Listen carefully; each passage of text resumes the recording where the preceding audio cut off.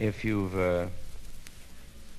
never seen this bit before, I want you to tell me, stop me if you've seen it. I'm going to piss on you.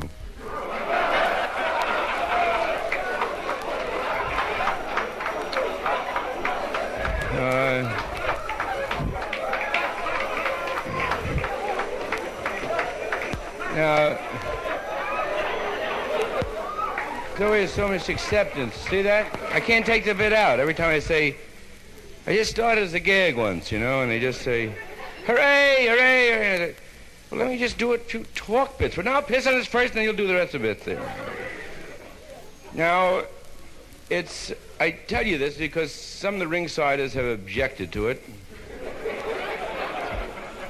And it's just fair to warn you, that's all. I don't make any great show of it, I just do it, and that's all.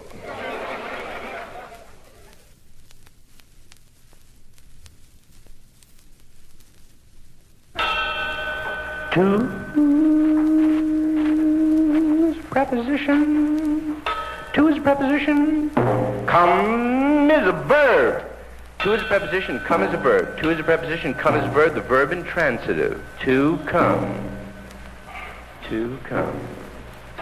I've heard these two words my whole adult life, and as a kid when I thought I was sleeping. To come. To come. It's been like a big drum solo. Did you come? Did you come good? Did you come good? Did you come good? Did you come good? Did you come good? Did you come good? Did you come good? Did you come good? Rest without teeth, I come better with you, sweetheart, than anyone in the whole goddamn world. Everybody came so good. Everybody came so good because I love you. Everybody came so good. I come better with you, sweetheart, than anyone in the whole world. Everybody came so good. So good.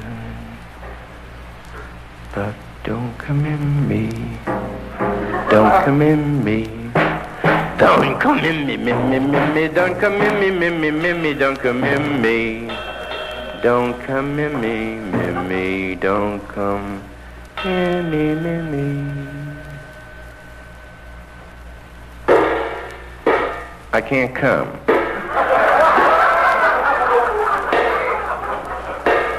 Because you don't love me, that's why I can't come. I love you, I just can't come, that's my hang-up. I can't come and I'm loaded, all right? Because you don't love me. Just what the hell is the matter with you? What has that got to do with loving you? I just can't come, that's all. Now, if anyone in this room or the world finds those two words decadent, obscene, immoral, amoral, asexual, the words to come really make you feel uncomfortable. If you think I'm rank for saying it to you, the ear of the beholder gets rank from listening to it, you probably can't come.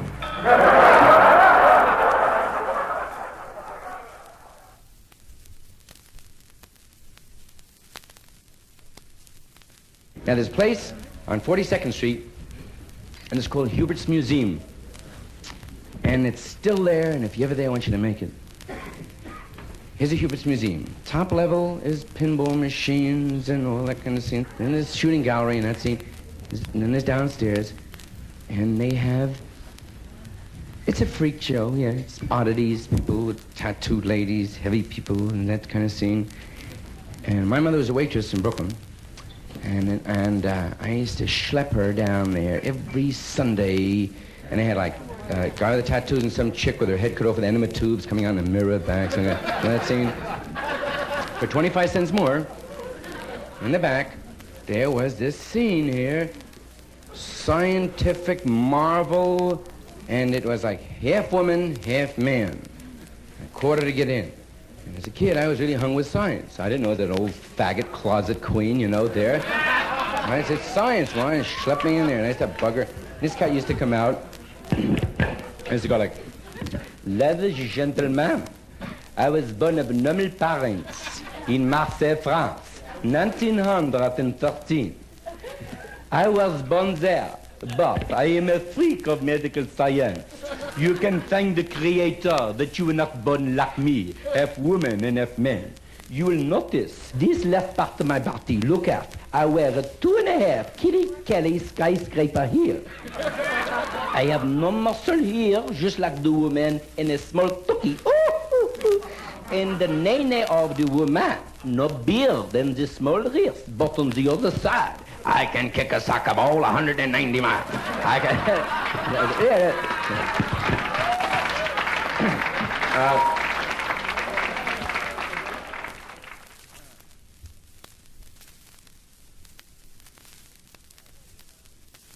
Now, I wonder about that other point of view. See, because I figure that, well, the reason I could lose perspective is perhaps that I think a certain way, so naturally I don't get people who come and think a different way. No art form ever attracts an opposite. So maybe that there's a whole group of people that think this way, so it's not correct thinking, it's just a group thinking. So then I must search out an audience that, and ask them, if I could just sneak into Yankee Stadium one day, just before Ronald Reagan sings another tune, and say, I have a confession to make. Before I go on my salvation of saving the world from sex and drugs, I'd like to confess that I have committed a perverse act. And I make this confession and ask if there's one other sinner that has committed this perverse act, one other pervert out there, so we can both be saved, listen to be sinners. Is there one other pervert that one time in your life, just one time in your life, you did piss in the sink? Is it possible that you've forgotten about it? But then you tell me, no, I've never pissed in the sink, ever, ever. Then I say, well, you show me the light, brother, that there is a different part of it all. I mean, even though that you did piss in the sink because your foot was cut and they were going to destroy the building the next day and there was a tub there and you had uremic poisoning, there was a need for it and you certainly weren't harming anybody by it. But you did piss in the sink, and that's why we're having a tough trouble getting the jury panel to find these people who indict somebody else for pissing in the sink. That's a great equalizer. So maybe if you shared a room with some guy, and it was maybe 4 in the morning and no toilet in the room, and your foot was cut, and he was sleeping, and it was painted in there anyway, and there was some kids sleeping too, and the door stuck, and you'd make a lot of noise. You would just piss in the sink. And the guy woke up, what are you doing? Oh, I'm washing my leg. Why? Ah. I thought you were pissing in the sink. I'd kill you for that. You'd kill me? That's right. You what? No, you kidding? I gotta wash my face in there. Piss in the sink. You out of your mind? I couldn't sleep and my leg was dirty and I washed it. And I was waiting for it to dry and you woke up. Now, he's really got to make it. The guy won't go to sleep. Yeah. Well, boy, I live on the 18th floor like this. I like to get some air, really. I'm going on the ledge to get some air. Look around there. All right. I got on the ledge, got about a foot to walk there. Standing on the ledge, and he's going to make it, and suddenly a priest grabs him. What are you doing, my son? Oh, you scared me. I'm just trying to take a pee, Father. Why? You're trying to kill yourself. No, I just got to take a pee. I got a roommate that's nuts, you know, and he'd kill me if I pissed in the sink, so I'm going to make it on a ledge. Dominus Fovisco me spiritu. Come on, Father, with that. Are you kidding? I really am. I'm not a depressed person. I just got to take a pee. I'll be with you in a minute. All right? All right. Now, he disappears, the father. Another guy looks down. He sees fire trucks pulling up. And police cars and nets and ladders. All right. We'll be assisting you. Lay close to the building. What's going on here? I just got to take a pee up here. What the hell is it? Calm down. What is this? It's your mother. Don't kill yourself, son. Ma, I'm just trying to get pee up here. Will you tell her that? I'm Mulligan from Homicide. What the fuck are you doing up here? I gotta take a pee. Let's see a pee. I can't scared. I can't pee in front of anybody. Because you're full of shit. You're breaking in the hotel. I can't pee. I'm embarrassed. I can't pee with the door open. And the window, the world is open here. I can't make it. I can't pee out there. I'll do it later. No, make now. Run the hoses, run the water. So he can pee. All right, Ma. That's lovely. It's my mother done it. It's really weird. That's the worst sound in the world to most people, and that toilet flush noise finished before you do. And that's about it. Maybe when they're running the water, that's what they're doing. They're pissing in the sink in there. They're really not ashamed. They're just running the water. Really complex when you run the water and the flush the toilet still piss in the sink. That's really insane.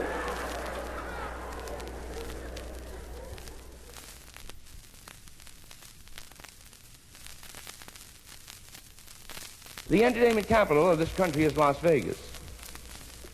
What's the attraction that all support, all of the moralists? Well, at the Stardust, we have the Passion Play. Well, and then consistent, that's very good. Passion Play. What follows the Passion Play? Well, we're having Eugene Normandy, the New York City Ballet, Lottie Lenya, Monet exhibit. Is that the attraction in Las Vegas that all support? All of the censors, all of the senators? Tits and ass is the attraction. I beg your pardon. Tits and ass is the attraction. Just tits and ass? No, an Apache team and tits and ass. Well, that's what I go to see, the Apache team. But that must be one hotel. Give me the second biggest attraction. More tits and ass. And the third, that's it. Tits and ass and tits, and tits and ass and ass and tits and ass and tits and ass. Well, you mean to tell me that Life magazine would devote 3 full pages to, how did you say that? Tits and ass. Well, oh yes, right next to the article by Billy Graham and Norman Vincent Peale. And Nugget and Rogue and Dude and Gent and myriads of other stroke books.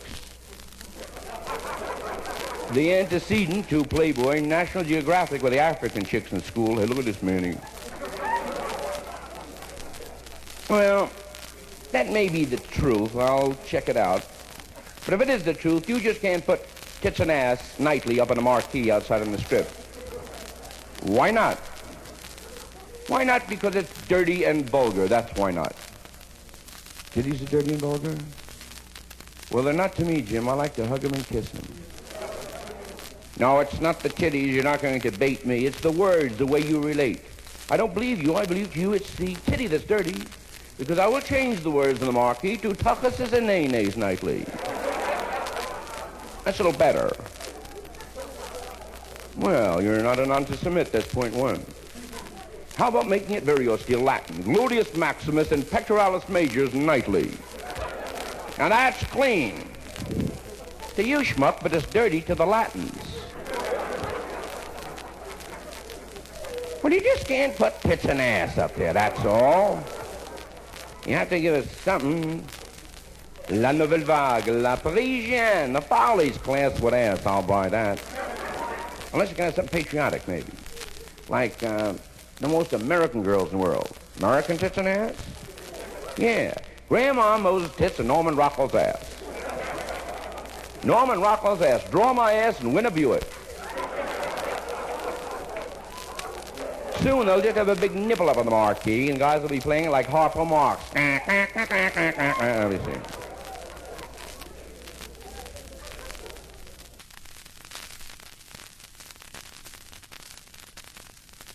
Airplane.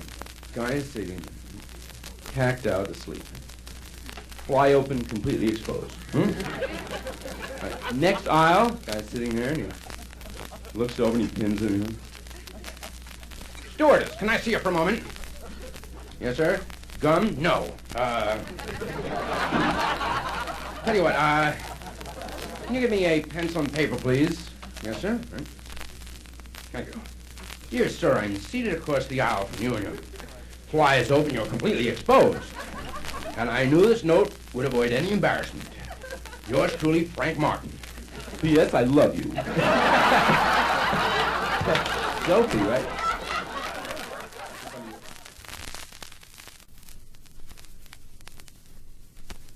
The first gig I ever worked up here was a place called Ann's 440, which was across the street. And I got a call, and the guy says, there's a place in San Francisco, but they've changed the policy. Well, what's the policy? Well, I'm not there anymore. That's the main thing. Well, what kind of a show is it, man? Well, you know. Well, no, I don't know, man. Like, it sounds kind of a weird show. Well, it's not a show. They're a bunch of cocksuckers, that's all. A damn fag show, and that's... Oh. Well, that is a pretty bizarre show.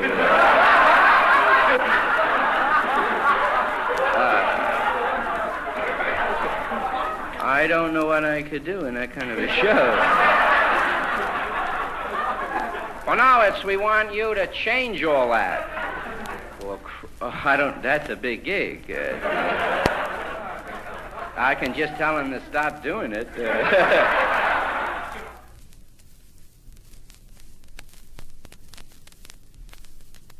The bust. What I got arrested for in San Francisco. San Francisco, I got arrested for, what do you think? We can hear that, Daddy. I'm not going to repeat the word because I want to finish the gig here tonight. It's, they said it was vernacular for a favorite homosexual practice, a 10-letter word. It's really chic. There's 2 4-letter words and a preposition. I can't, I wish I could tell you the word. It starts with a C. Well, you know what the word is. Now, it's weird how they manifested that word as homosexual, because I don't. That relates to any contemporary chick I know, or would love, or would marry, you know. And now, when I took the bust, I finished the show. I said that word, you know, the 10-letter word, and he comes over and says, Lenny, my name is Sergeant blah, blah. You know the word you said? I said a lot of words that time. Well, that word. Oh, yeah. Well, Lenny, that's against the law. I'm going to take it down. Okay, let's go. Oh, gotcha. It's against the law to say it and to do it. Well, I didn't do it, man. I know, but I just had to tell you that all the time. Okay. All right. Now, we're getting in the way again. And the one, he's cool, because he said you broke the law and specifically this thing. Now, the other guy, look, I got a wife and kid. I don't want to hear that crap at all, man. I don't want to get involved emotionally with this. What do you mean you want to hear that crap? Do I have to do that to you? Bam, then it got very sticky. No. You ever say the word no? Never said honest to God, never said the word never. How long you married? 18 years. You ever chip it on your wife? Never. Never one time in 18 years you chip it on your old lady, never one time. Then I love you. Because you're a spiritual guy, but if you're lying, you spend some dead time in purgatory. Now, we really got into it. Okay, now, get in the court, take the same bus. The judge, Aaron Alvermitz, a red-headed junkyard Jew, a real verbissiner with thick fingers and a homemade glass eye. Tough folk, right? He comes in, blah, blah, swear the heat in. What do you say? Your Honor, he said blah, blah, blah. The judge, he said blah, blah, blah. Then the guy really yanked it up. That's right. I hadn't believe it. There was a guy up on the stage in front of women in a mixed audience saying blah, blah, blah. The judge, this I never heard, blah, blah, blah. Said blah, blah, blah. He said blah, blah, blah. I'm not going to lie to you. It's in the minutes. I'm not going to lie to you. All right. The DA. The guy said blah, blah, blah. Look at him. He's smug. He's not going to repent. Then I dug something. They sort of like saying blah, blah, blah. Because they said it a few extra times. Oh, look, do me a favor, too, because this is very self-indulgent, but never applaud, because it really breaks my pace, and I hate it, because I don't know what to do. I can't smile like when I'm not. We don't want you to do something funny, and that's not, so I don't do it anymore. Now, they got so embarrassed, blah, blah, blah. The bailiff is yelling, what do you say? Shut up, you blah, blah, blah. They were yelling in other courts. What do you say? Blah, blah, blah. God damn, it's good to say blah, blah, blah. That blah, blah, blah. That blah, blah, blah. That blah, blah, blah.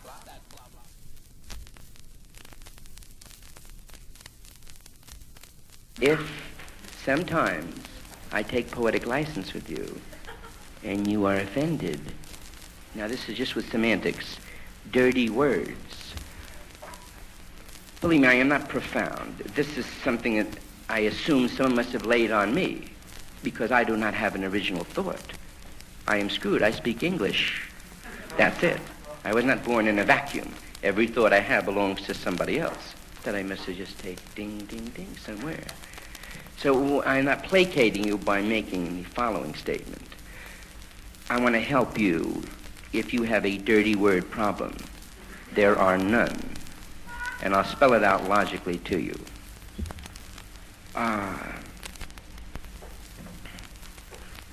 Here is a toilet. Specifically, that's what we're concerned with, specifics. If I can tell you a dirty toilet joke, we must have a dirty toilet. That's what we're talking about, a toilet. If we take this toilet and boil it, and it is clean, I can never tell you specifically a dirty toilet joke about this toilet. I can tell you a dirty toilet in a Milner Hotel or something like that, but this toilet is a clean toilet now. Obscenity is a human manifestation. This toilet has no central nervous system, no level of consciousness. It is not aware. It is a dumb toilet. It cannot be obscene. It's impossible. If it could be obscene, it could be cranky. It could be a communist toilet, a traitorous toilet. It can do none of these things. This is a dopey toilet, Jim. So nobody can ever offend you by telling you a dirty toilet story. They can offend you from the area that is trite. You have heard it many, many times. Now, all of us have had a bad early toilet training. That's why we are hung up with it. All of us, at the same time, got two zingers, one for the police department and one for the toilet. All right, he made a caca. Call a policeman. All right. Okay, are you going to do that anymore? Okay. I tell a policeman he doesn't have to come up now. We all got the policeman, and we had a few psychotic parents who took and rubbed it in our face. And those people, for the most, if you search it out, are censors. Oh, true, they hate toilets with a passion, man. You realize if you got that ranked around with a toilet, you'll hate it and anyone who refers to it. It is dirty and uncomfortable to you.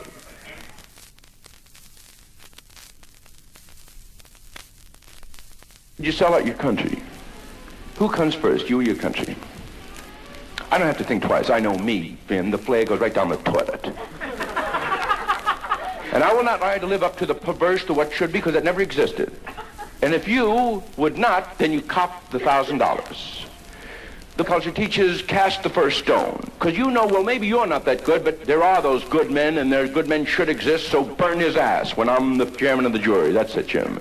Here are the top secrets of country I live right here. The top secrets. You wouldn't sell your country out? Never. I'm a cryptographer. I have the secrets. I'll never give them up, no matter what. What are they doing to the other guy? They got his pants down. What are they putting that funnel in his ass for? I don't know. I don't care. I would never sell my country out. What are they heating up that lead? They're not going to put that hot lead in the funnel that's in his ass, are they? They did. Bullshit. Here's the secrets, Jim. I'm going to make up secrets. But don't pour the hot lead in my ass, mister. That's it. If you can take the hot lead enema, then you can cast the first stone.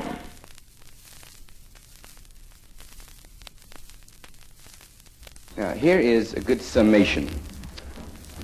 On the cliche, would you want one of them to marry your sister? Yeah. Now, I would like to do this, and not, you see, it's no tour de force to do integration and pro-integration in Los Angeles, because we assume you are integrationists, you know, because of economics. All right. Now, so I say, where can I really do it? It'll count. Mobile, Alabama. Then if I got any balls, I'll do it there, right? Okay. I'm going to do it in Mobile. Then I want to do it for, and I am being objective, the Ku Klux Klan. Again, there's no good or bad. They are part of their environment. Okay. So now I tell them, look, since we assume that women are flamboyant and inquisitive, I'll leave the sister aspect. I'll get closer to home. With you who are white, the imperial wizard, and you are a man 40 years old, and now you have a choice. And if you don't think this is logic, you can burn me on the fiery cross. And this is the logic. You have the choice of spending 15 years married to a woman, a black woman or a white woman. 15 years kissing and hugging and sleeping real close on hot nights. Watching her take off her garter belts, taking her makeup off, seeing every facet of her. 15 years with a black woman, or 15 years with a white woman. And these two women are about the same age bracket, so it's not an unfair comparison.